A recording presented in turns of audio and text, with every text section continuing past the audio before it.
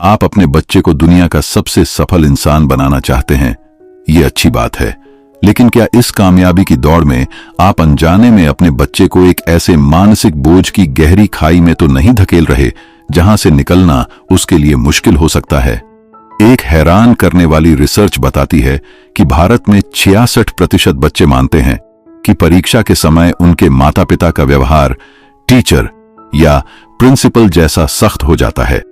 अगर आप भी इस बात से डरते हैं कि कहीं आपका बच्चा इस दबाव में टूट न जाए, तो अगले 10 मिनट आपकी सोच बदल सकते हैं। इस वीडियो के अंत तक आप वो 4 खास तरीके जान जाएंगे जिनसे आप अपने बच्चे के हुक्म चलाने वाले नहीं, बल्कि उसके सबसे अच्छे दोस्त और सहारा बन सकते हैं। तो चलिए इस सफर की शुरुआत करते हैं। दोस्तों, विद्यार्थी जीवन किसी भी इंसान की जिंदगी की नींव होता है। यही वो वक्त होता है जब बच्चा सीखता है, गिरता है और फिर उठकर आगे बढ़ना सीखता है। स्कूल जाना, नई बातें समझना, ये सब उनके आने वाले कल को तैयार करता है। लेकिन इसी सुनहरे वक्त का एक सबसे मुश्किल दौर होता है परीक्षा। परीक्षा का नाम सुनते ही बच्चों के साथ साथ मां बाप का भी दिल जोर से धड़कने लगता है। उम्मीदों का बोझ, अच्छे नंबर लाने की चिंता और आगे के भविष्य का डर, ये सब मिलकर एक ऐसा भंवर बना देते हैं जिसमें बच्चों का आत्मविश्वास धीरे धीरे डूबने लगता है। इसका असर उनके मन और शरीर दोनों पर पड़ता है। लेकिन यही वो पल है जहां आपका रोल सबसे बड़ा हो जाता है। आप इस कठिन समय को अपने बच्चे के लिए एक यादगार और सीखने वाला अनुभव बना सकते हैं। कैसे? आइए जानते हैं वो 4 कदम जो आपके और आपके बच्चे के रिश्ते को और मजबूत बनाएंगे और परीक्षा के डर को हवा में उड़ा देंगे। पहला कदम, तारीफ और हौसला बढ़ाने का जादू सोचिए। जब आप ऑफिस में कुछ अच्छा करते हैं और आपका बॉस सबके सामने आपकी तारीफ करता है, तो आपको कैसा लगता है? बहुत अच्छा लगता है ना? आपको महसूस होता है कि आपकी मेहनत की कदर हुई है। ठीक यही जादू आपके बच्चों के साथ भी काम करता है। परीक्षा के समय उनका मन पहले से ही उलझनों से भरा होता है। ऐसे में डांट या ताने उनके लिए और बोझ बन जाते हैं। इसके बजाय उनकी छोटी छोटी कोशिशों की भी तारीफ कीजिए। क्या करें? जब बच्चा अपना रोज का पढ़ाई वाला काम पूरा करे तो कहें, वाह बेटा, मुझे पता था तुम ये कर लोगे। क्या करें?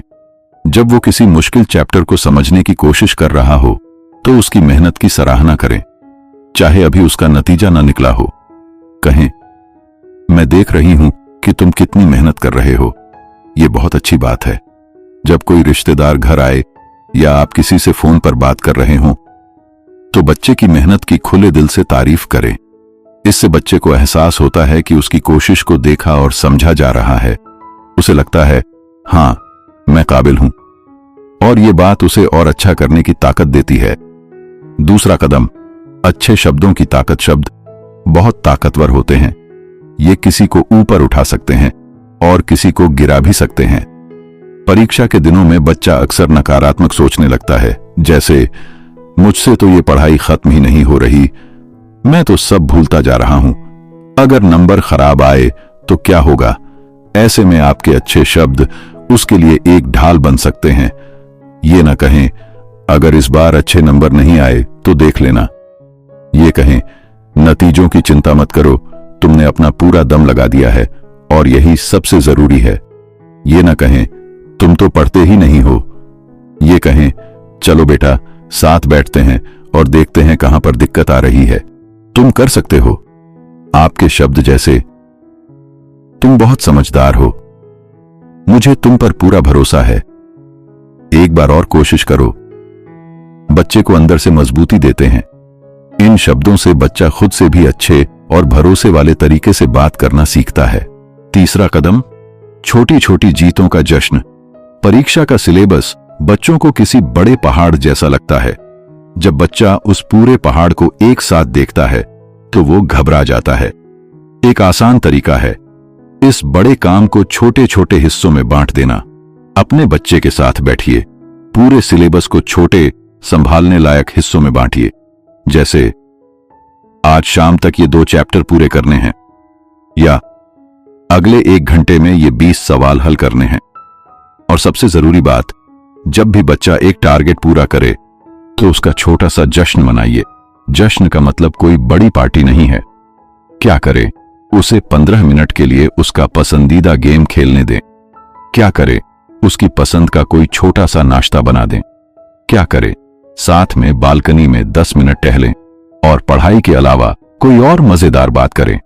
इन छोटे छोटे सेलिब्रेशन से पढ़ाई का सफर आसान और दिलचस्प बनता है। बच्चे को आगे बढ़ने की प्रेरणा मिलती है और उसका तनाव धीरे धीरे कम होने लगता है। चौथा कदम, टाइम मैनेजमेंट।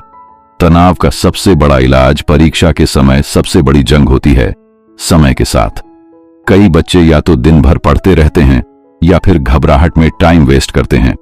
यहीं पर टाइम मैनेजमेंट किसी हीरो से कम नहीं होता। लेकिन ये टाइम टेबल आपको अकेले नहीं बनाना है। बच्चे को अपने पास बिठाइए और मिलकर एक ऐसा समय सारणी बनाइए जो उसके लिए सही हो।